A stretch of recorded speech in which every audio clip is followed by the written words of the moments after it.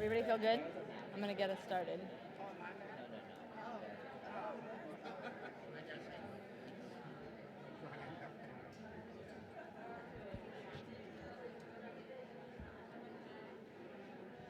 Okay. All right, folks, ready to get started? Yeah. Good morning. Just a few housekeeping things before we get too deep. So one, just a reminder that we are asking folks not to do any recording. JVP has its own documentation process, but we're asking nobody to film or take pictures. If we see someone filming, we will stop you and ask you to delete the footage, so just don't do it. Two, we want to connect with one another and build trust, and we expect opposition, as was shared last night, to maybe find their way into this gathering. So we want folks to be really intentional about their words, and if we think something is heading beyond the scope of this workshop, we'll bring it back. The third piece is just around COVID, just a reminder for everybody to keep their mask on even when they're speaking. And then lastly, there is a fuller list of community agreements on the WOVA app. But basic kindness, respect. What Stephanie said really hit me around people matter more than our ideas. And we want to build a collective culture of appreciation and curiosity. Everybody feel good and clear about that? Say yes? Yeah, okay, let's get started. Okay, so my name is Rachel Gilmer, and I'm a member of the JVP board. And I woke up just coming off of last night feeling so incredibly grateful to be here today. I really don't take it lightly that in these tough times, we have the opportunity to be together. And just what a beautiful blessing that is.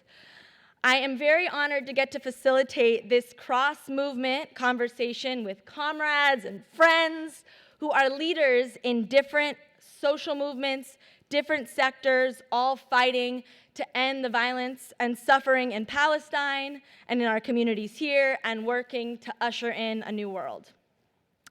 It's stating the obvious to talk about how much we are up against, and we have a responsibility to be really sober about that and to really look inward for how we need to strengthen our organizations and our movements to be able to really take on the conditions that we're up against. As Stephanie said last night, it's the heartbreaking reality that we just really don't have enough power to win right now. And none of our movements, the Palestinian rights movement, the immigrant rights movement, the Black liberation movement, gender justice movement, labor, are strong enough to win on their own. And right now, our movements are very fractured, both within our organizations, within our movements, and across our movements. Meanwhile, our enemy, the billionaire class, is extremely coordinated, and they are consolidating around authoritarianism here in occupied Palestine and in many places all over the world. And for decades, they have been moving a shared agenda. They work together, even across major differences in their coalition, to push forward that agenda. And in this moment, they are making huge advances because of the seeds they've been planting and the alignment that they've been building for generations. So if we are going to build the power to overcome that, we need solidarity across our movements and among everyday people. All of our movements need to be bigger. We need to be fighting to win over a majority of people in this country, and we need to build a solidarity across sectors. We need to be a lot more united. We may even need to build tactical alliances with people who are enemies, people like the neoliberal Democrats, in order to take on authoritarianism and Trump. So there is so much beautiful possibility in this coming together and building this bigger we and uniting around shared self-interest and working towards majority power. A lot about that is beautiful, and it is full of contradictions and challenges. We need a front that is broad enough to make us uncomfortable. That's the type of power we need right now. We need to fight alongside people that we don't agree with on everything. And we're not organizing if we're just talking to people who are already with us. We need to bring more people into our movement.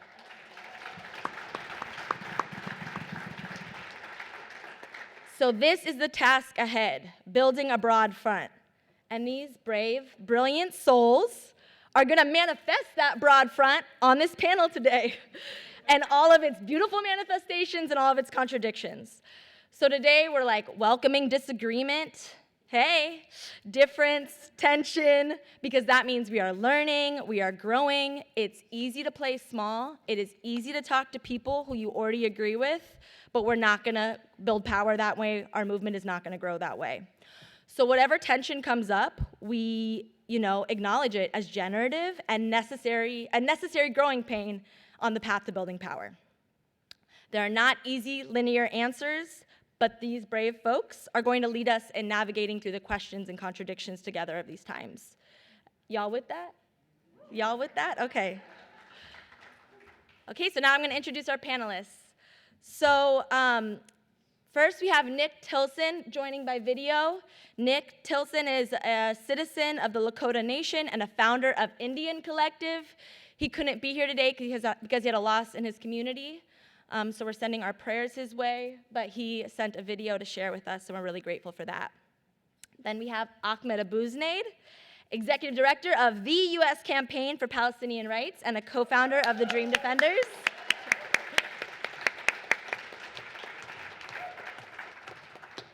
We have Satare Gandhari, Advocacy Director at Detention Watch Network, fighting to end immigrant detention in this country.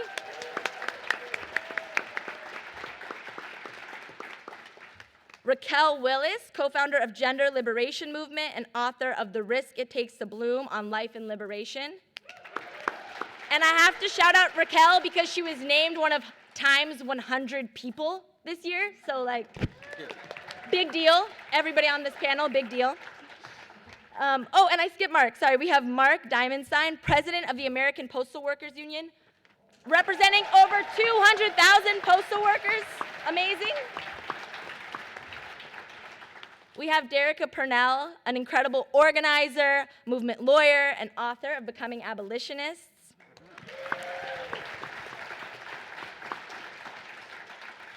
And Lone Tran, executive director of the Rising Majority, which is working to every day think about how do we braid our organizations and our movements together in order to build a powerful left. So much brilliance. So our panelists are going to respond to this question, which is, how do we braid our movements together and build the power of the multiracial working class to form a broad front against fascism? What can we learn from history, and what practices do we need to make it through these conditions and build enough power to change them? So with that, we are going to start with Nick's video. If we can get that pulled up. And thank you all for being here. Excited to be in conversation together. Amadakyapi, Nick Tilsen, Amachapi, Chantea Washtena Petuzapolo, Tabloka Wakita Amachapi. My name is Nick Tilsen. My Lakota name is Tabloka Wakita. Can you all hear it, or does it need to be a little louder? Oh, it's good? Okay. It's a little hard up here, but okay, you can hear it. That matters.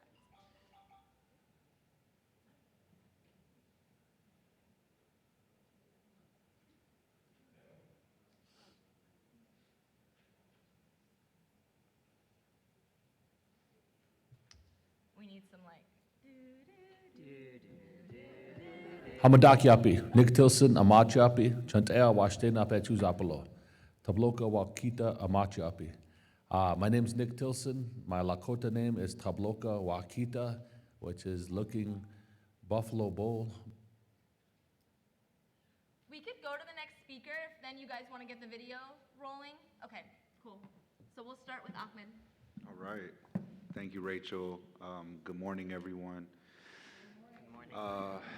This is beautiful. I just want to say, like yesterday, coming into the convention center and seeing everyone getting their badge and being here for a common purpose is something that is wonderful to see in this moment. Come on, Nick, don't do me like that. But first, before I get into responding to the questions, I just want to say that, obviously all eyes should be on Gaza right now and the West Bank, and of course our comrades with the Freedom Flotilla who were attacked in the middle of the night. So let's make sure whenever we have a free moment in between these awesome conversations, we're making the calls, we're using the action tools, we're doing everything that we can. And that's why we're all here. So I didn't need to remind you that, but I wanted to anyways. So, I'll share some remarks, and I'm really interested in the conversation. The U.S. right now is in a crisis in between neoliberalism and democratic institutions. The dramatic rightward authoritarian push in the judiciary, the legislative and executive branches. There's a gutting of public institutions underway, hollowed out by neoliberal corporatism, and growing repression on the horizon. There are economic and demographic anxieties as a result of the rise of the cost of living and inflation. There is a growing tension between economic well-being and corporate interests. Working class and poor communities are facing the brunt of neoliberal policies and searching for alternatives. This provides us an opportunity for progressives to organize around the material needs of their local communities and build local power and coalitions. There is also now a multiracial right with growing populism of racist and vigilante violence and conservative tendencies. We've even seen some of the Arab, Muslim, and otherwise pro-Palestinian community shifting right, and some even supported Trump.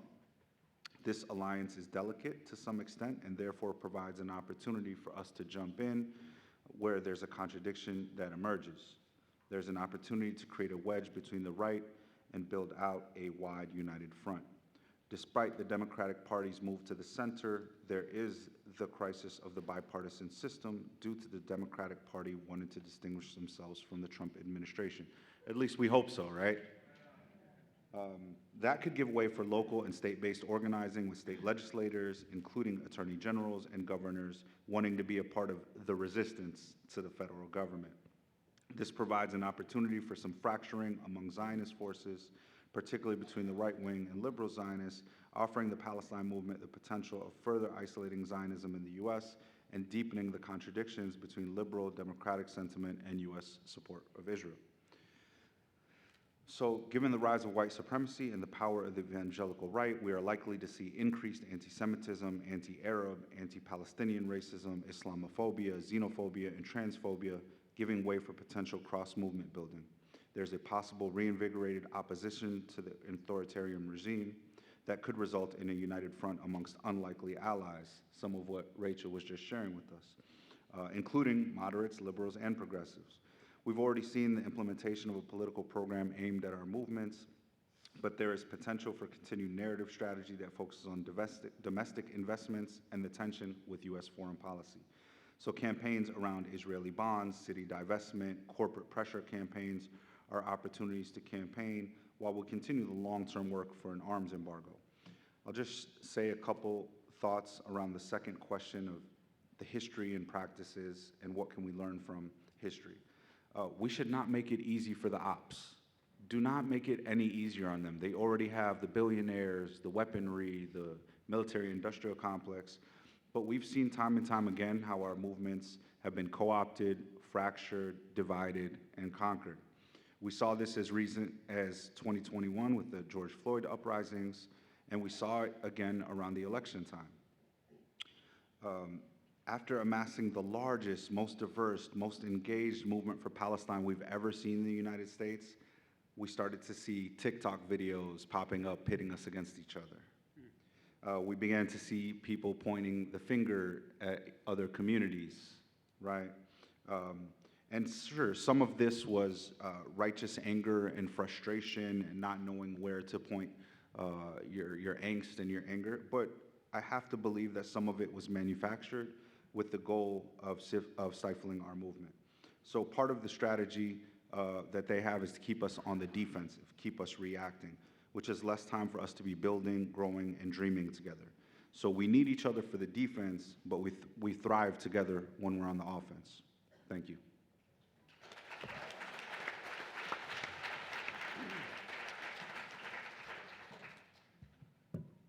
Is the video ready? Okay, we'll play the video and then we'll go to the video first. Hamadakiapi, Nick Tilsen, Amachiapi, Chantea Washtena Petu Zapalo, Tabloka Wakita Amachiapi. My name is Nick Tilsen. My Lakota name is Tabloka Wakita, which is looking Buffalo Bull looking ahead. I'm recording in right now from my homelands here in the Osheti Shakoi, in Miniluzaha, in the Chesapa, also known as Rapid City, also known as Western South Dakota. A lot of Iroquois communities, Lakota communities talk about the seventh generation. But the seventh generation concept is not an idea that it's a destination and that there's some chosen destination in the future that is going to save us or solve our problems. That's not what it is. It's actually on a continuum. Honoring, looking back 3 generations, looking forward 3 generations, and honoring the generation that we're in. And that we're actually, the generation that is alive today is the 7th generation, and we're on a continuum. Because in that philosophy, we're always on that continuum. So therefore, there always is the 7th generation that we're in. And we, in being in that 7th generation, we have the ability to create new ceremonies, to create new processes, to create new political structures, to create the things that our people need to meet where we're at right now. Because we are the future ancestors. And we're the first generation living through this exact thing. There's been iterations that we can learn from history, but we are the future ancestors, so we have to make sure that we make an imprint on this point in history. And we have to understand that resistance is necessary. In times of abundance and at times where there's more peace in the world, we have the flexibility and ability to not have to be, quote unquote, on the battlefield. We don't have to be as in defense mode. But for the next few years and for the next 24 to 48 months, we are gonna have to resist. And the relationships that we build in this resistance will be the relationships that are fundamental for building what is on the other side of that. And we have to build the resistance in a way that does not get co-opted by parties and by politicians. So those of us who are in the resistance have to play a fundamental role in making decisions about our future governance. And therefore will begin to build a multiracial democracy, a decision-making structure that is actually a reflection of our lived experience and quite frankly, a reflection of our struggle and a reflection of the pain and the wounds that we have during this time too, because there will be wounds. Not all of us are going to make it to the other side of this.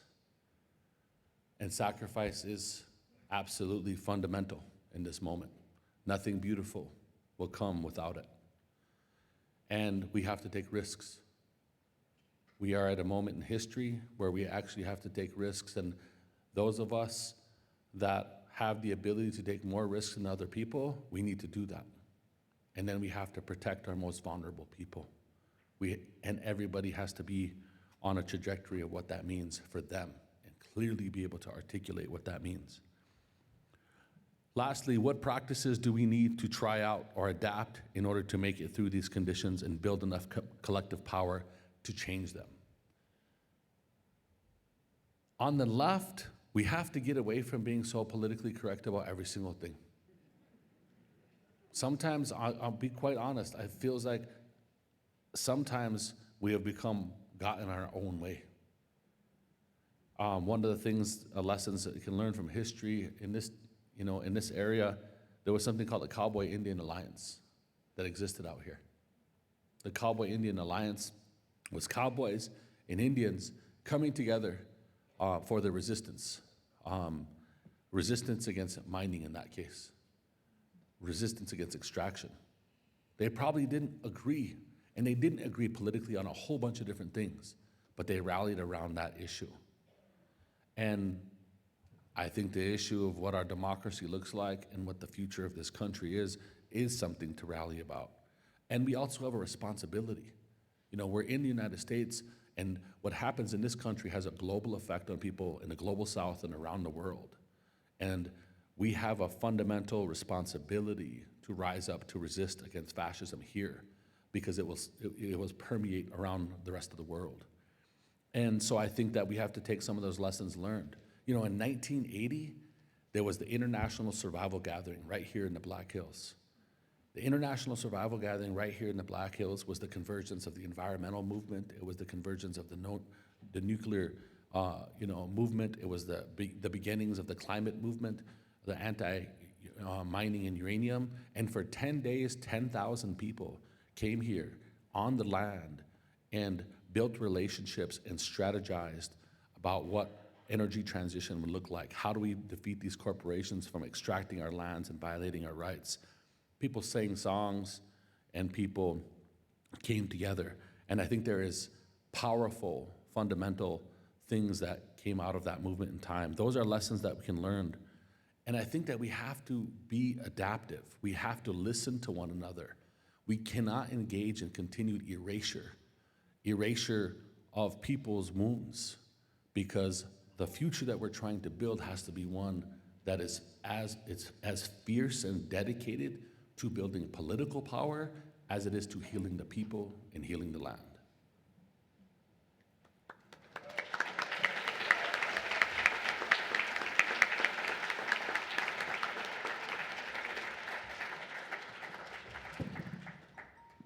Okay.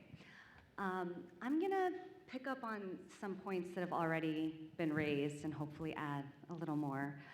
I don't think I have to tell all of you that divide and conquer is a cornerstone of fascism, that we can look back to many historical examples of that.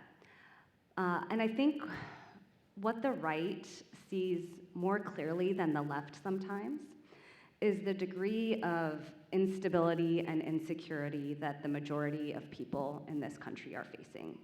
And I think what they see clearly is what the majority of people lack in resources, they could more than make up for in numbers.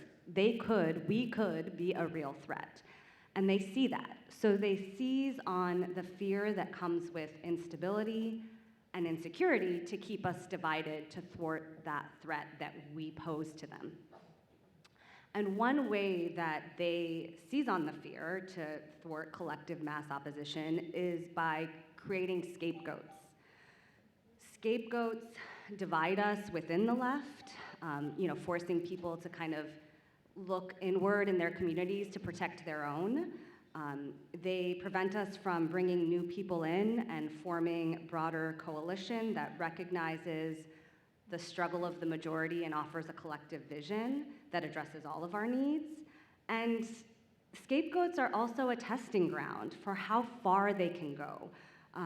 What can they get away with in terms of suppressing dissent and trampling rights and eroding democracy? And in the current moment, I think we can all see that they've done that really effectively by targeting the immigrant community at large, by targeting specifically activists who are standing up against the genocide in Gaza and actually using immigration to go after them, and really also targeting the trans community. And I think we can see these three categories as a continuation of several different lineages of racism, Islamophobia, homophobia, right? It's not like it just popped out of nowhere. This is like the new iteration of something we've been seeing for decades, if not centuries. But we're just in the next iteration of that moment with these specific groups. And one of the main strategies for targeting communities is criminalization. Being able to target people, label them as criminals, as terrorists, as other, and using the legal system to go after people. In order to be able to do that, they need infrastructure, especially law enforcement infrastructure. That doesn't just, it's not like Trump was inaugurated and all of a sudden this infrastructure came out of nowhere overnight. The infrastructure that exists now has been in the making for decades.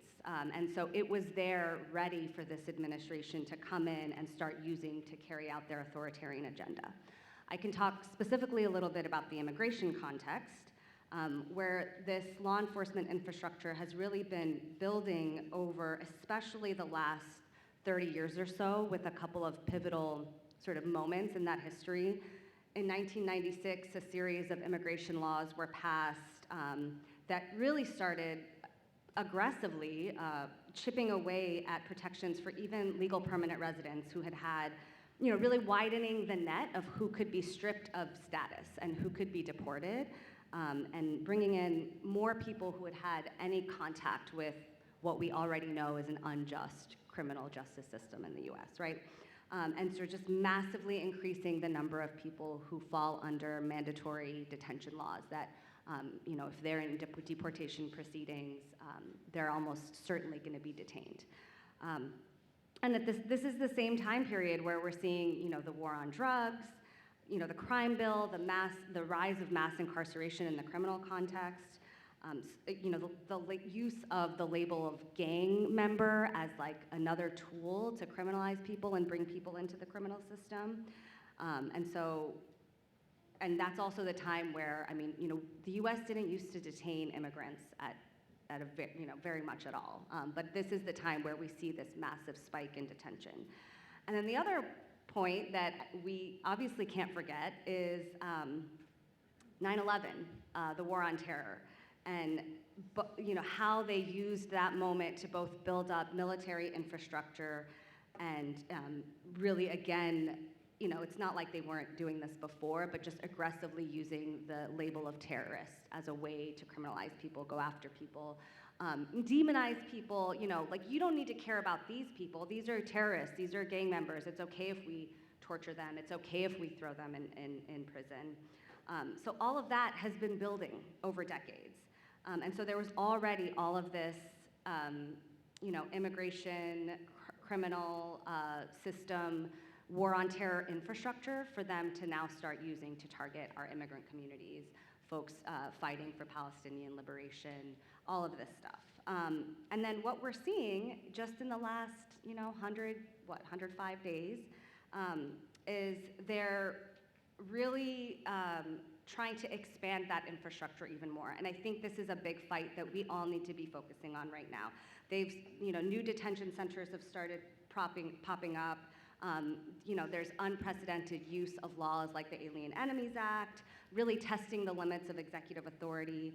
One of the first acts of Congress at the beginning of the year was passage of the Lake and Riley Act that further expands mandatory detention laws, further expands the number of people that are labeled as criminal and can be pulled into the immigration enforcement system merely by being accused of a crime. And so that bill passed with bipartisan support. A shocking number of Democrats voted for that bill. And now it's law, and it's now part of the infrastructure that we are gonna have to deal with going forward for who knows how long. The other thing that's moving through Congress right now is the reconciliation bill. This is a budget mechanism that Congress can use to effectuate the president's political agenda. It's related to budget, but it's very much about policy. And the House dropped some language just this week on Monday that included $45 billion for immigration detention infrastructure. That's a number that I'm telling you, and you all sounds like a big number, and it is. It is many times more than the current yearly budget for detention for ICE. Their most recent yearly fiscal budget was something like $3.4 million. This is $45 billion. And once those contracts are signed, once those facilities are built, once those tents go up, it's gonna be really hard to dismantle them, whoever is the next president. So having said all that, we find ourselves in this awful moment, and there's 4 things that really stand out to me as lessons we can learn and how we should be moving forward in the next months and years. Number 1, I think we need to be doing everything we can collectively to stop the building of infrastructure that can be used against us. And it may seem like, oh, they're building immigration detention centers. I don't have any immigrants in my family. That's not my community. But they will use that infrastructure to go after whoever is the next target. So we all need to be keeping an eye on this. To that end, we need to show up for communities that are being targeted, right? It may not be our community, but if we don't show up for each other, who knows, I'm not gonna say the cliche phrase, but they're gonna come for all of us eventually in this march towards fascism.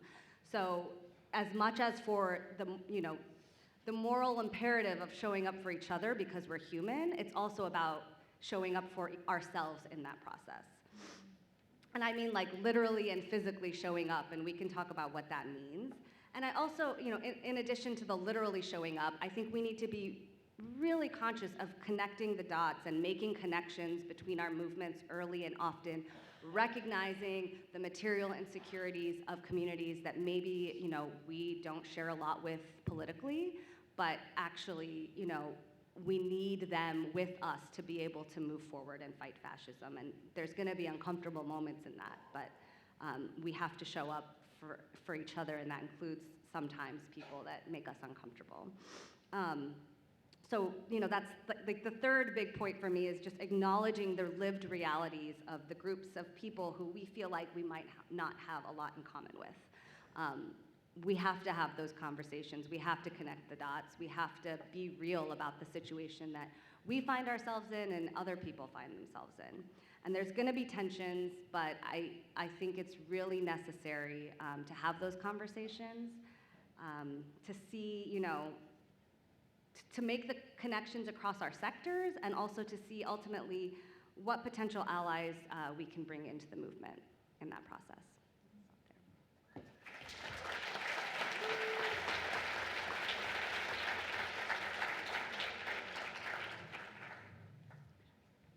Well, good morning, sisters, brothers, siblings, comrades, and family. Good morning.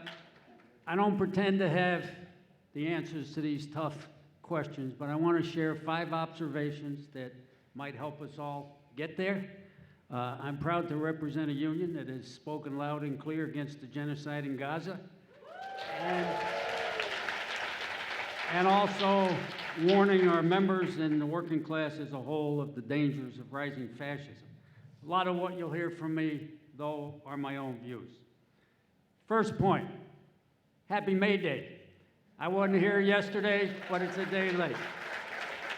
A good day to be joining together in solidarity and talking about how to build that much more solidarity. And I'm extremely honored to be here in your midst as the work of JVP, and count me in as one of you. Your militant fighting spirit against US-backed Israeli genocide and in defense of the Palestinian people is critical and inspiring, and living proof to being anti-Zionist defenders of justice and freedom for all people does not equate to anti-Semitism. We know this president, who proclaimed that the neo-Nazis marching through the streets of Charlottesville, chanting "the Jews will not replace us," proclaiming them as fine people, is clearly and certainly no friend of Jewish people. But they're weaponizing it to continue and push their march to tyranny and crush dissent along the way. And the first point. Second point, how does a convicted felon, white supremacist admirer of Hitler, sexual predator, bully billionaire, leader of the January 6th fascist coup dress rehearsal behind the big lie of a stolen election, get elected once again, and with a wide swath of working class support? Certainly there is a large dose of white and male supremacy and chauvinism reflected in Trump's appeal. But both mainstream political parties have failed the working class. And as such, workers have no political home. And battered by high food and housing costs, precarious and low-wage jobs, we're lost in the political wilderness. The demagoguery of fascists only works in a political vacuum. And while there truly are some real friends in their ranks, the Democratic Party, in my view, helped pave the way for Trump. With the Biden-led funding of the criminal war on Gaza, trade deals like NAFTA, tax structures that favor the wealthy, refusal to prosecute Trump and his minions in a timely way for trying to steal an election, a poverty federal minimum wage, and the worst of labor laws. 3, fascism never starts with death camps. My dad, by the way, was a highly decorated World War II vet, bombing fascist Italy, and always warned us that What happened in Germany was not the product of one madman, and if we're not vigilant, it can happen here. But it never, and here we are, but it never starts with death camps. It starts with what is unfolding now, demeaning and degrading others based on who they are, where they were born, their gender, their color of skin, denigrating women, mocking disabled people, breaking down barriers between church and state, labeling those who disagree as enemies of the state, attacking unions and workers' rights and critical government programs, bullying, including bullying other countries, pardoning convicted January 6 fascist insurrectionists, ignoring court orders, taking over cultural institutions, targeting media, universities, and law firms they don't like, negating due process, abducting people from the streets, banning books, labeling teaching to history as unpatriotic, and a Supreme Court that puts one individual above the law. 4, history shows that fascism is indeed a bitter enemy of unions and working people. For example, one of Hitler's major first acts was banning trade unions. But if we were in France today, or Italy, or Greece, or South Korea, where the workers are more politically advanced, there would already be general strikes to save their unions, pensions, and to protect public services and democratic rights. Our response cannot be solely, let's fix it in 2026 by electing more Democrats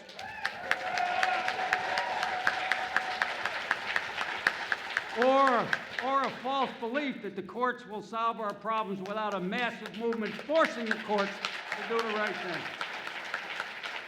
5, there are no easy answers to how to build a united front against fascism. The important and growing resistance from April 5th to May Day rallies is encouraging and important. But we need to develop concrete unity of action against reactionary fascist measures, such as a strong defense of any attack on democratic rights. Workers have far more in common than differences. We can unite working people across the political spectrum, whomever they voted for and whoever we are, around the issues that are important to the working class. Building issue-based unity mobilizations in defense of Medicare, Medicaid, public education, school lunches, VA medical services, public postal services, voting rights, the right to protest, the defense of due process and free speech. Not only defending union rights, but organizing more and stronger unions and fighting forward for living wages, safer workplaces, shorter work weeks, and health care as a human right, and an end to using the tax dollars of the working class to wage war on the Palestinian people and the people of the world. And to work to build an independent workers' people's party that is accountable to us, not to Wall Street. Such mobilizing from our workplaces to the streets, from our union halls to the city councils and the halls of Congress, will help lead workers through their own experience to overcome the divide and conquer schemes of the ruling class, treat each other with respect, dignity, and equality, and build a better world for workers and the oppressed based on our common interests, our unity, and our solidarity. Thank you.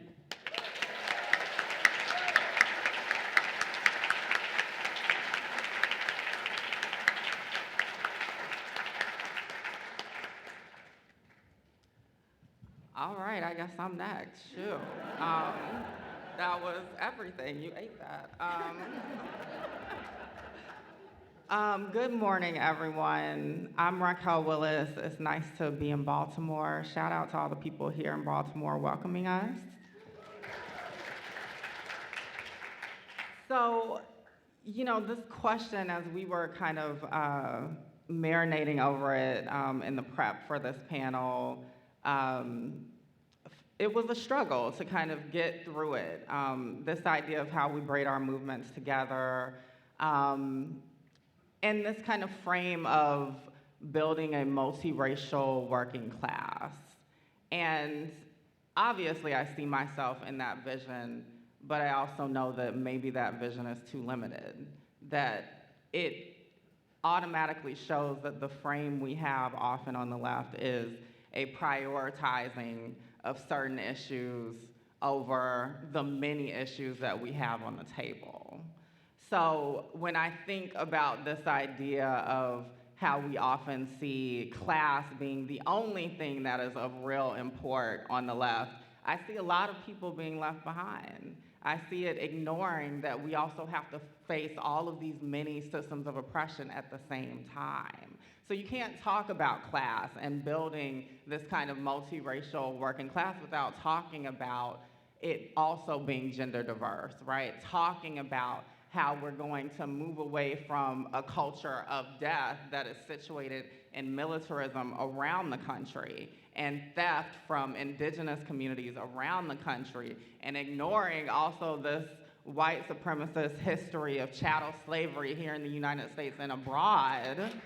You can't do all of that without talking about the many systems of oppression at hand. And I say that as a Black trans woman. So I'm often in spaces that are supposedly welcoming of everyone on the left, that ignore the attacks that trans and non-binary and intersex folks are facing. And I often see this idea that, I mean, we've even heard it today, right? This idea that it's a problem to think about political correctness. Well, a lot of people think getting somebody's identity correct and how they work with them is an element of political correctness. But you've got to show up with people situated in respect and dignity across the board, right? You've got to do that work. You can't just be like, oh, well, you're some new people that just, I don't know, waddled out of the shadows and now I have to deal with you. Because that is exactly what the right does. And I actually think we have a lot of work to do in-house on the left instead of just simply externalizing all of the problems. I actually think that the fascist regime we see right now is taking a lot of clues from the fissures that have already existed on the left for many decades. We have had an issue with white supremacy. We have had an issue with the cis heteropatriarchy. We've had an issue with ableism and so much more. And so it's important for us to understand that we have to be doing this work that we're doing externally, internally at the same time.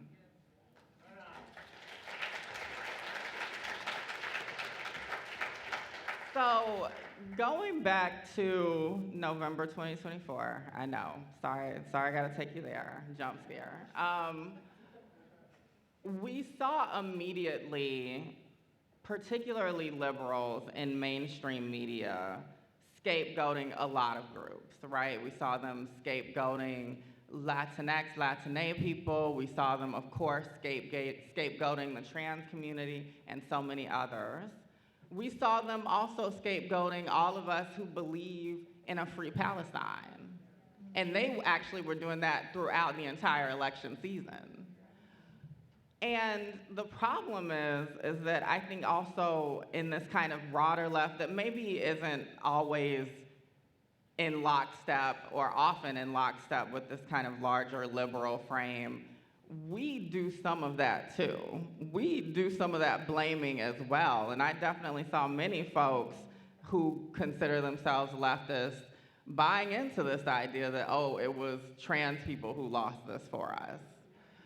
And it should have been a signal to a lot of us when they were spending $215 million in ads targeting not just the trans community with that, they, them ad, right? But they were also targeting folks who are incarcerated because they were talking about people who are being held in state custody, not just trans people, but trans people being held in state custody. And they were also mixing that up in their rhetoric around our migrant family, too.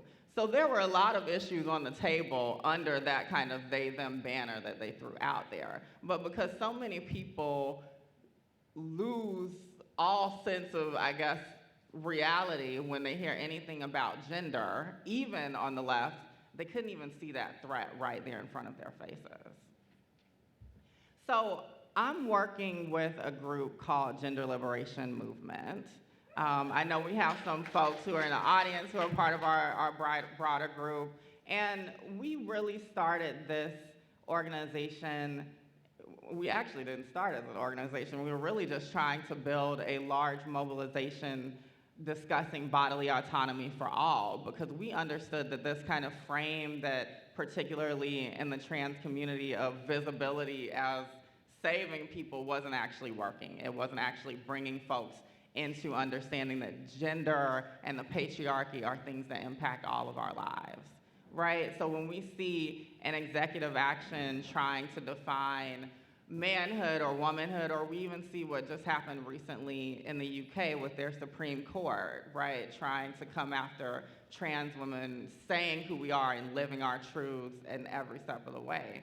Those are attacks on everyone, because built into that executive order was also this idea that we are a certain sex or gender at conception. And that at conception is doing a lot of sneaky work right there, because that's showing you right there the ties that they make between their attacks on the trans community and intersex folks, and also their attacks on anyone who may need access to abortion, anyone who may need access to IVF and fertility treatments, and of course, anyone who just simply needs health care that may save their lives.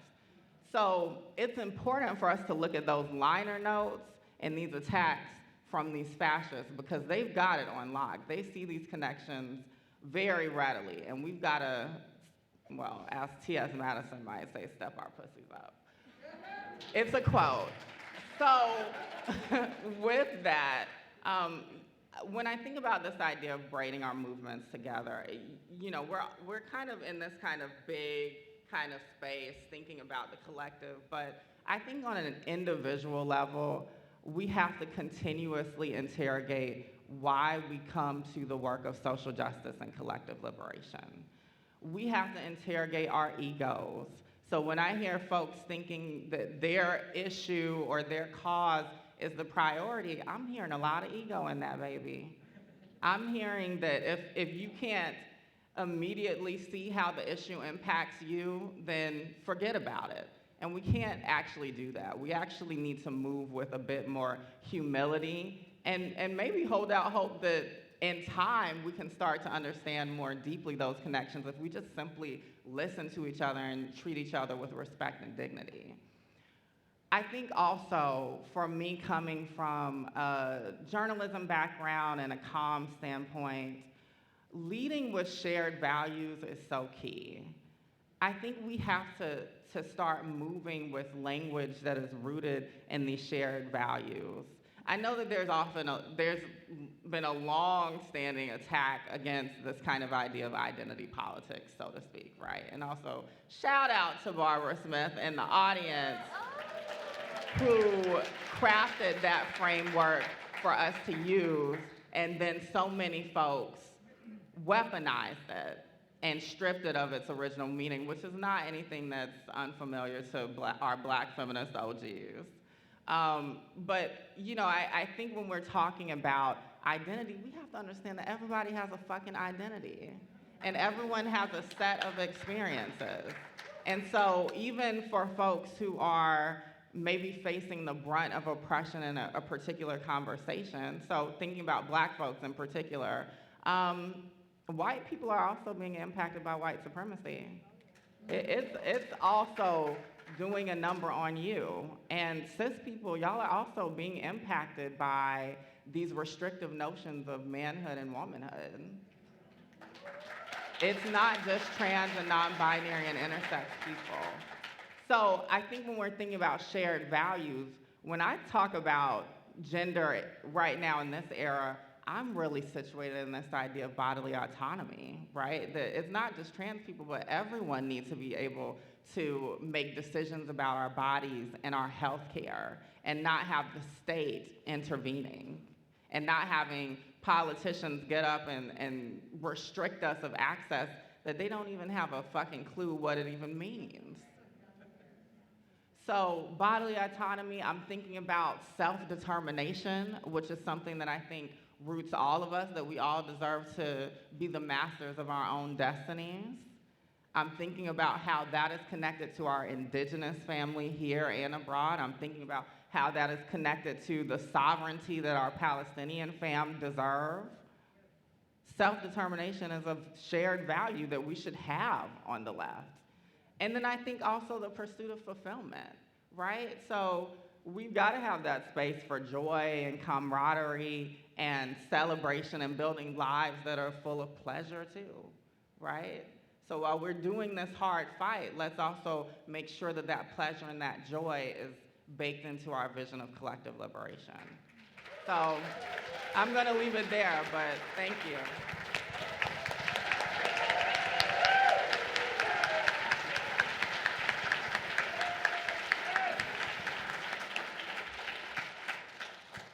Hi, everyone. Can you hear me? Okay, so several things. One, my allergies are supremacists in their own right. So if you hear me sniffling a lot, that's what's going on. I have a roll of tissue in my backpack that I make turn. Number two, I have deep neurological issues, and so bright lights like this give me headaches and migraines. You know how like when you're driving and those like people who decide to have those HD headlights, I have to drive at night with glasses because those people want me to crash my car. So I am wearing shades. I think they're cute, but I'm not wearing them because they're cute. I'm wearing them because I didn't know I was gonna have floodlights on my face this morning. And three, I'm really tired because I also forgot my kids had school before I had this panel, so I had to get them ready for school in DC before coming here. So all of that, allergies, bright lights, kids, while I'm showing up. Okay, I have three groups of things I want to say that they're connected, but they're not. You'll just see. I think the first thing that I want to ask is whether there are people here from the Midwest. Okay, all right. Shout out to the Midwest. I'm from St. Louis, and all right, some fist pumps. And I went to college in Kansas City. And I remember in 2008, 2009 maybe, it was my first time going to a white supremacist rally that was being held in Overland Park, Kansas. And I went because one of the main speakers at that rally was a law professor where I was in college. His name was Chris Kobach. And Chris Kobach, who ultimately became the Secretary of State for Kansas, at that time, at that rally, brought up this wonderful police officer named Sheriff Joe Arpaio. And, you know these guys. Okay, great. So there's a group of us, and this is around the time, I can't remember if it's SB 1020 passes in Arizona, and this was the Do I Look Illegal bill. And this essentially empowered police, local police who don't typically have federal jurisdiction in order to check anyone's immigration papers. They don't have jurisdiction to do that. They were empowered to sort of take that up. So if you spoke Spanish or looked like you spoke Spanish or a cop wanted to stop you, they had the authority to do that, and it was being challenged. And me and a group of people who were all a part of this organization at the time called MECHA, we decided to go inside of this rally. And I was such a Midwestern Christian girl who cared deeply about justice. And I was like, oh yeah, we can go inside this rally. So we go inside this rally. We're the only people of color in there. And I remember being shocked at what people were saying on the stage. I remember being shocked that Bot Radio, this Christian radio station I used to listen to, was a sponsor. I remember people being so angry, so angry. That there were people who were resisting condemning the police having this power to police the border, people who were condemning Joe Arpaio's sort of band of civilian border patrollers in order to protect the border. And I remember trying to write about that experience for the book and wanting so desperately to call it a Trump rally, right? But this was 2008. This was 2009. This was thousands of people inside of a stadium saying, we need to protect America and its borders then. So by the time Trump is running for office and I'm watching these rallies, and it feels like so many people around me are like, who is this guy bringing all of these crowds out? And I was like, have y'all been to Overland Park, Kansas? Because I've seen a lot of these rallies. They've been brewing a long time. And I think people maybe at the time had associated them with the Tea Party, because the Tea Party was such a little moment, in around the birther movement in 2008. Well, they had a little moment. They had a name, they had a moment, right?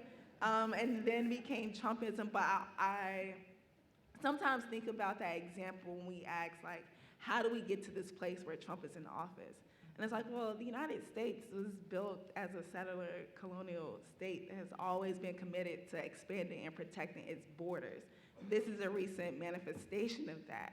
And we have to understand that and that rally was not televised. There was no CNN, no Fox, none of that. So imagine how many of those have happened quietly by the time we got to where we are in 2025, where people feel empowered to scale a wall to take back their country. So I think, yeah, that's the first thing I want to say, that story. The second thing that I want to share today is around the prompt, which may have changed a little, but I think the earlier iteration was around how do we essentially braid our movements together to build a united front. And the united front question is, to me, something I'm still deeply learning about and curious about, because years ago, when I was in law school still, the political education that I'd done about the historical uses of the united front was such that it was a tactic seeking to organize workers against the capitalist class, right?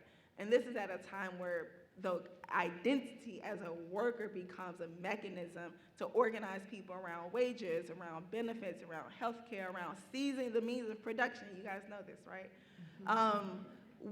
People are influencers now, and content creators, and people who vote and like, share, subscribe. So the terrain upon which we describe the United Front, I think, has shifted so much. And I want to read 4 things that keeps me grounded in political education. And this is from 1976. This is Duncan Hallis, who you may know from The Socialist Worker. This is 4 things that he says a united front is not. 1, it is not a substitute for a revolutionary party. The united front tactic can never, under any circumstance, mean the subordination of revolutionary politics, an organization to reformist politics into organization. It presupposes the existence and independence of a revolutionary force. The bigger the force, the greater the possibilities. 2, the united front is not a, quote, let's forget our differences and unite approach. On the contrary, the united front tactic always and inevitably involves a political struggle to compel reformists and centrists to live up to their own pretensions, to break some of their own ties with the capitalist establishment, both direct and indirect through union bureaucracies, and to engage in a fight alongside revolutionaries for the objectives that they themselves profess to support. 3, it is not a union of revolutionary forces. The whole point is to involve workers and workers' organizations who immediately accept the objectives, but not accept the revolutionary politics as a whole. Without participation by at least some of these sections will only create factions, and the united front becomes a fiction. And finally, it is not a trick. The limited aims involved in an attempt to operate a united front, even those that are sincerely supported by revolutionary organization, the above all aim is to generate a united action around partial and immediate demands to raise confidence and ability for them to be combative, and the them is the working class. So based on these, if we accept what the united front is not, I think, for me at least, it brings me to a set of questions. So one of those questions is bringing our movements together, which is important, the same thing as building a united front, which is rooted in working class. If we understand that the united front is geared towards workers or some other sets of organized or organizable groups of people, then how do we account for that in our movement building? If we accept this position, as I think that I'm doing, again, I'm willing to be pushed, I think about when I hear myself or my colleagues sometimes invoke a united front language, it is an attempt to forge solidarity and clarity around issues and identities, but between staff-driven social justice organizations. and not working class grassroots movements. Under the history of the United Front tactic, I have clarity that the multiracial working class needs to build power. And what it means to build power through at least that sort of Marxist communist analysis means to polarize workers against fascists, against capitalists, against to seize the mean of production so we can win. What I do not have political clarity over, and what I'm curious about in conversation with the rest of you today, is whether we have those kinds of categories of people to organize in mind. So what does it mean to categorize the people of the United States solely as workers in like a place where a lot of people have also are in the gig economy? How do people who are proximate to social movements primarily have shifting or fluid categories where every 4 years you have transitioned from being a worker to now being primarily called a voter or a constituent or a consumer? How does this impact our strategy and our analysis? And I also think in the internet era, where are we subtly or accidentally conditioning members of a multiracial working class to identify people as consumers, people who like, share, subscribe, and donate, and we tell them that is sufficient to be a part of our movement? I have been wondering about the lack of nonprofit infrastructure in other places of the world, and whether that lack of infrastructure actually brings them closer to what we can call a grassroots working class party. And then that's not just subject to the whims of their tax exemption status being revoked from them. I also think that solidarity and clarity around issues and identities are indispensable to the broader left. And I wonder, again, how can we think about this thing that's really, really, really important, but not also conflate that with something tactically considered a united front? And I can stop there.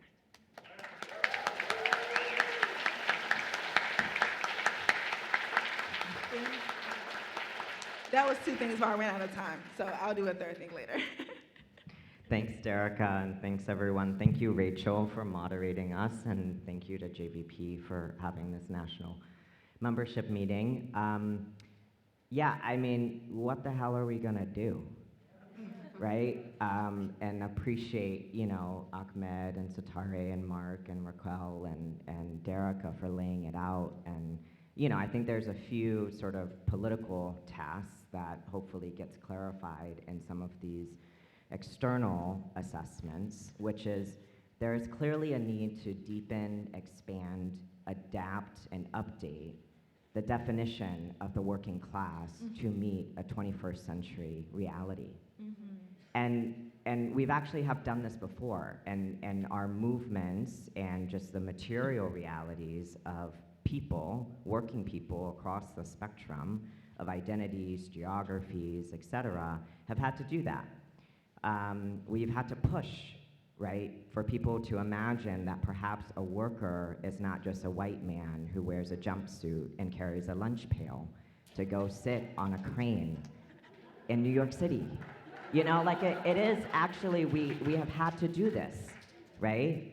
We have had to imagine that perhaps, you know, women who leave their homes to go to their jobs and then come home to their other job of parenting are included in the working class, right?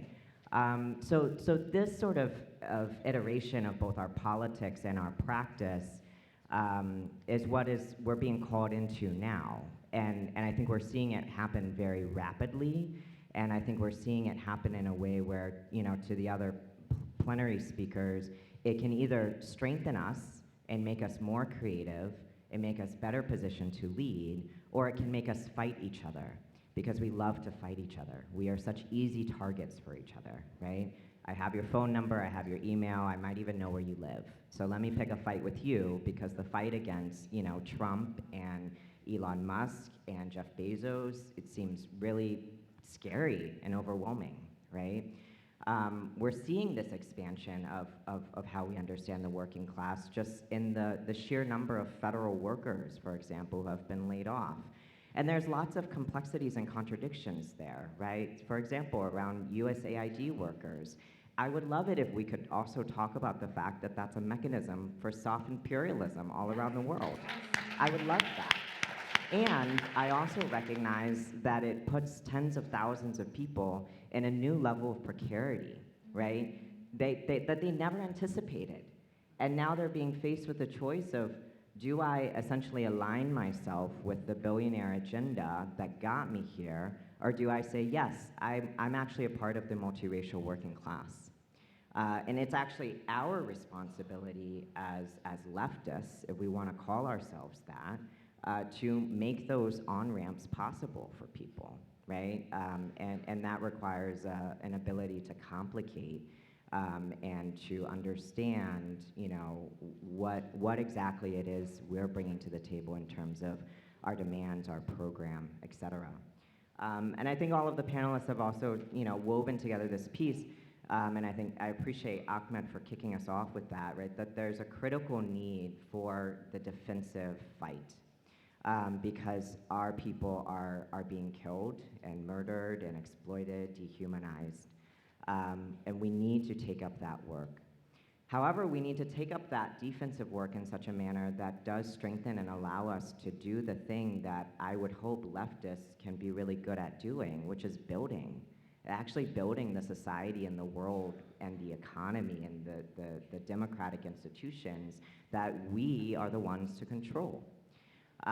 So how do we actually weave those things together in that fight, right? How do we have a clarity around our division of labor as social movements? Not all of us are gonna do all of the things. And perhaps part of our challenge, you know, in moments like this is that we're all trying to do everything, and we sort of suck at most of those things. It's just the reality, you know? When you try to do everything, you're probably bad at most of those things you're trying to do. And then it makes you grumpy, and it makes you annoying and difficult to work with. I'm talking about myself as well. Makes me grumpy and annoying to work with, because I want to do everything. I actually can't. I actually cannot do everything. And so how do I check that tendency inside of myself to get out of the way, because other people can do some of these things better than I can? And so, you know, so what I'm trying to say here is that on the offensive sort of strategy, it's very important to articulate what our vision is. Because what is going to hold our people through to the other side? And I think this is the sort of fragile work of united fronts and coalition building. And this is the fragile work of resistance and defense, is that you cannot guarantee that the people you bring along on the front end will stay with you once you get through the storm. Because what are we offering them through the storm? What have people learned? What have they learned about themselves? What leadership capacity have they built to say, I am capable of being a part of building a new world? And if we don't have that for people, then we will lose people. I mean, this is a very crass example, but I look at the Bernie voters who went Trump. What were they looking for there, right? What were they looking for there in terms of what was speaking to their sense of the world in that moment? And then when it didn't happen, they're like, well, I guess I'll become a fascist? I don't know. I'm not one of those people that did that, so I don't know.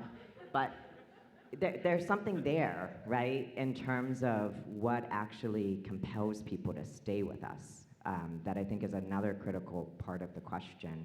And I think a lot of it does surface in this piece around, you know, I think sometimes our emphasis on the class question, we abstract it too much, and we sort of talk ourselves into circles about it. It is really about what do people need to live. And if the left cannot answer that and we cannot provide that, then we are absolutely going to lose people. And then no one's going to care about our pontifications about class. So the last things that I'll say, obviously all of this is important. I think vision is important. I think strategy is important. I think power is important. The frameworks that we operate with are very important. But there's also something about ourselves and who we are willing to become in this work in order for any of that to matter and to last. And those are questions of integrity, is that how do we ensure that we are moving with integrity to our political vision, but also in our integrity with each other. That we cannot let ourselves be subsumed by the ways in which neoliberals, fascists make a power calculus, and then we adopt that mode. That we are willing to abandon and discard of each other over disagreements or because the path is just simply too hard. None of the things that we're talking about that we must do are easy, right? And so how do we ensure that we maintain a level of integrity about what it is we're building?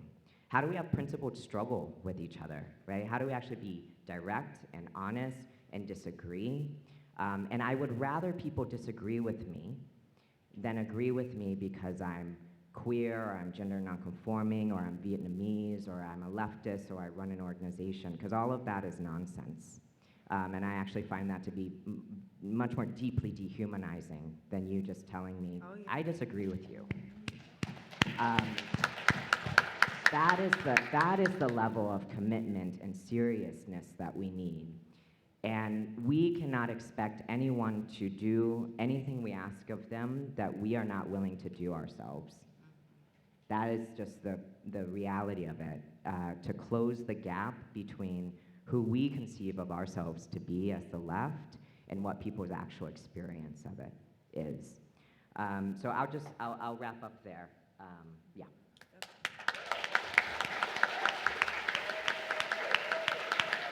Give it up for all our panelists, so much brilliance.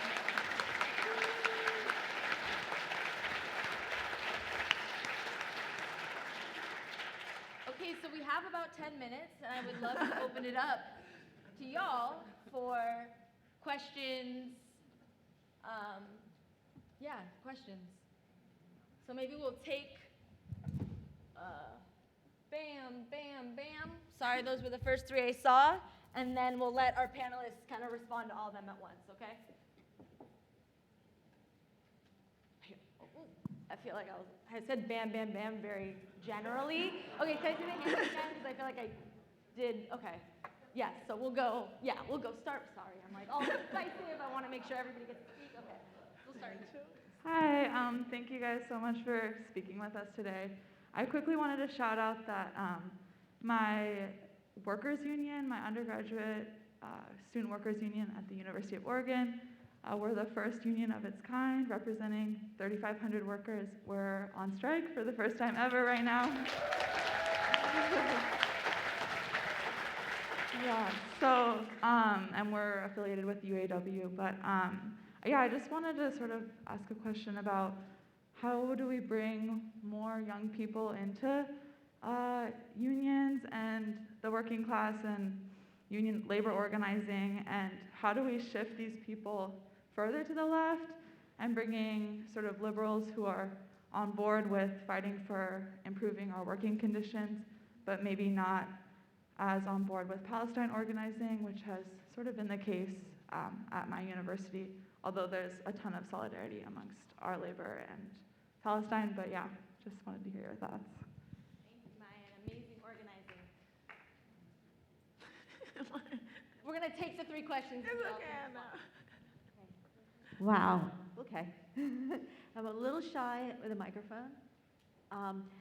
But one of my questions is, we're talking about all these ways that we're being oppressed, and especially about the white supremacy, but how do we go against AIPAC that has pretty much bought all our representatives? And I don't feel like there is two parties, okay? And I feel like the two-party system is oppressing us, because that's keeping us in fascism.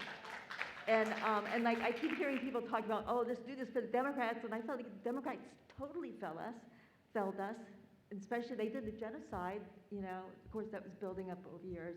And so I'm kind of like, yes, this is all the things that are going wrong, and I really I love all you guys. And I need to get the copy of everything you read with the pretty glasses. I'm not quite sure what I'm getting to, because I'm hearing everybody, but I'm like, how do we stop these things so we can go forward with our national front? Because I don't see that, how we're pulling that together. Yes, it did. Okay, Okay. Real quick, just like. Real quick. First off, thank you all. Second off, I wanted to ask you a question, and primarily it's the question of building a united front. What strategies do you see, particularly do you see any cracks in the people that supported Trump or the people that supported Biden, neither who support the question of fighting fascism? And where do you see us as individuals and organizations utilizing these cracks in order to build a broad united front? Okay, great. So I'm hearing lots of questions about what are the opportunities? What are the opportunities to bring in young people, further radicalize them, maybe bring them in on one issue, but then bring them into the whole agenda? What are the opportunities to take on AIPAC, which we know has bought our entire political system? You know, what are the opportunities to, you know, bring more people into our movement? Not all at once. Well, there's one thing I wanted to say, which is, it's also important when we leave here, I'm sure all of you know this, but I think it's important to say it out loud. The United Front is not like I pick up the phone and I call Liz Cheney and I say, hey, you want to do this thing with us? It's objective. It exists. And I'm on another panel tomorrow. I'm going to say the same thing. So y'all have to pretend like I didn't say it on Saturday when you hear it. Essentially, in this moment, there's two parts of this united front. There's the one that's like doing the fascism, and then there's the other part of it that's like, no, fascism is bad. All of us are in the no, fascism is bad part of it. But that part of it is not homogenous, and the left is not in leadership of it. We do not have the coherence, we do not have the strength, we do not have the power. So it doesn't answer to all of the questions of the opportunities, but one sort of critical place, one critical task is, how do we cohere ourselves as the left bloc inside of that united front in order to advance our version of what it means to be anti-fascist and pro-democracy, right? Because the Democrats are also up in there, you know, the liberals are also up in there, and to the point of the fissures, you know, in terms of both Trump and Biden supporters, there are going to be more and more defections, because I think to Mark's piece around what the program is and going after and having an articulation around these cuts to people's basic needs, we know it's going to happen, and it's going to cause pain and suffering for many, many, many more people. And it's also, as we know, a consequence of what the US does to people all around the world for a very long time, right? It boomerangs. But the thing is that instead of spending so much time sometimes trying to critique what the liberals are doing that we don't agree with because it's not good enough, we have to strengthen ourselves to be, what are we gonna say, right, as the anti-Zionist, anti-imperialist, pro-black, pro-queer left when they cut Social Security? What are we going to say when they cut HUD? What are we, you know, how do we actually, the strategy is in the preparation, because right now, our folks are not hearing from us in the way that they need to. So, and they want to be in the streets. So yeah, they're gonna hear from the liberals, they're gonna hear from the progressives, who also understand these bread and butter issues. Now, what is the left articulation of it, and how do we expand it and ensure that, for example, when we talk about the defense of health services, we make a commitment to each other that we're not gonna leave trans people out of that, right? Like those very big, that when we talk about health services, we're not gonna leave undocumented. It's a moment to go big. It's a moment to say, actually, give it to everybody, because we know you got the money. You have $45 billion, give it to everyone. That is our task, and that's what people are looking for us to do, not to shrink and do the thing that the liberals do, which is like, let's just try to get back the worst thing than what we had before. Yes, oh my God. I don't know if this speaks directly to each of the questions, but I think it's related to something that people have been saying over the last, 70 years, that they come for you now, they'll come for us later. We know this. I think one way that I experienced that manifesting, obviously, was like all the book bans. It's like once Florida and some places started banning Black authors, people of color authors, queer books, there was this huge panic. There was just like, oh no.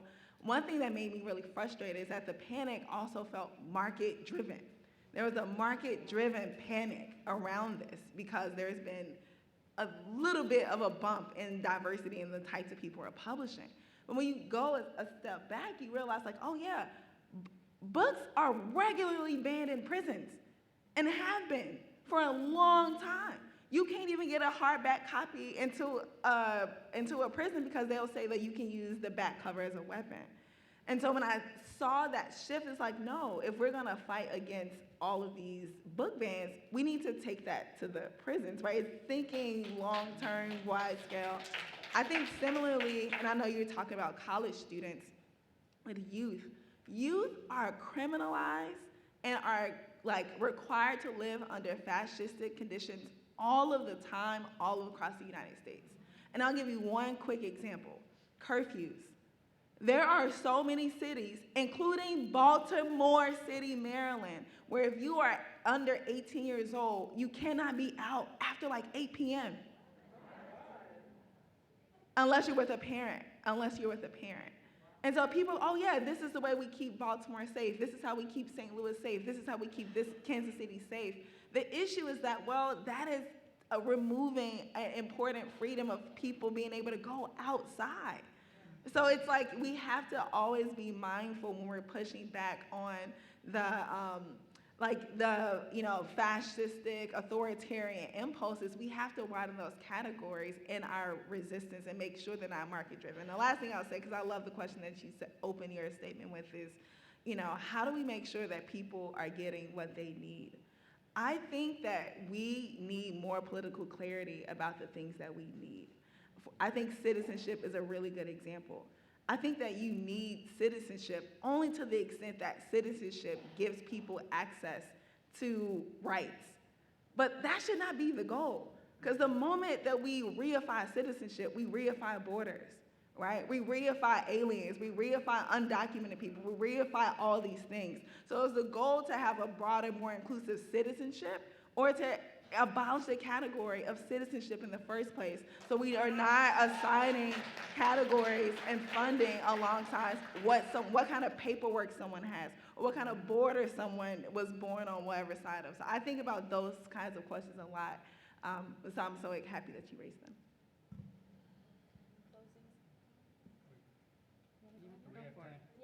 I was just going to try to address the union question and young people.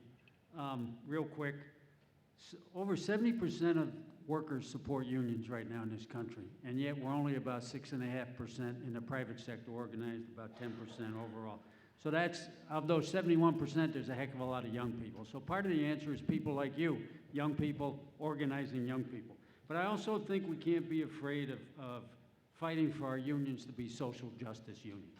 And I think, whether it's climate issues, I mean, years ago, the terms have changed some, but years ago when it was not popular, we voted at convention to put it in our Constitution and Members' Bill of Rights, non-discrimination for sexual orientation. Now we would use different words, but it wasn't popular at the time, but it was right. We weren't afraid of taking positions on a woman's right to choose, and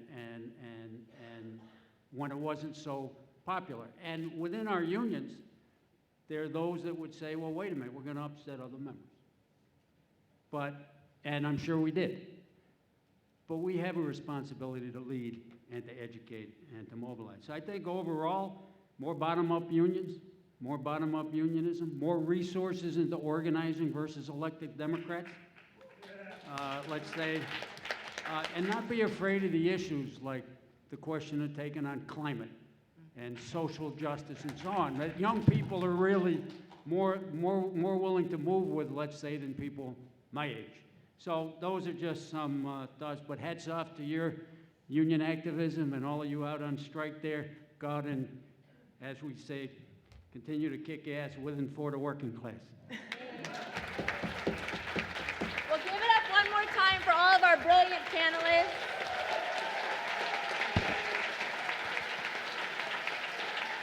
I am leaving feeling really motivated and making clear that there are no shortcuts to organizing and building power, and that we need a political agenda that brings all of our communities together, that doesn't scapegoat anybody. So let's do it. Onward. Thank you all for being with us this weekend.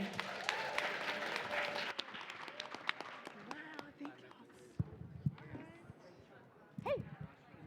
Yes. I don't, but That happens. Yes. yes, Rachel at grassrootspowerproject.org. Yeah, oh, I bet. Yeah. Did they turn